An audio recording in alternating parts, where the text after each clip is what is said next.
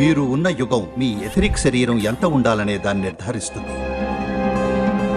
వాళ్ళు ఇప్పటికీ ఇది కలియుగం అంటున్నారు, ఎందుకంటే కృష్ణుడు ఇది కలియుగం అన్నాడు. అయితే తర్వాతి అడుగులు ఎలా నిర్మిస్తాం లేదా తర్వాతి తరం ఎలా జీవించాలనేది మనపై ఆధారపడి ఉంటుంది.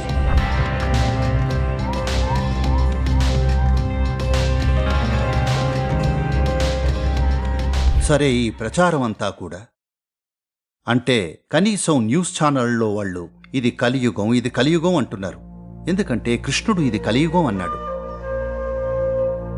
ఎప్పుడన్నాడు? 5124 సంవత్సరాల క్రితం అన్నాడు. అంటే అప్పటి నుండి లెక్కిస్తే కలియుగం కాలం అంటే 2592 ఏళ్లు అదెప్పుడో ముగిసిపోయింది. అలాగే ద్వాపరయుగం కూడా 2592 ఏళ్లు, అది కూడా ముగుస్తుంది. సుమారుగా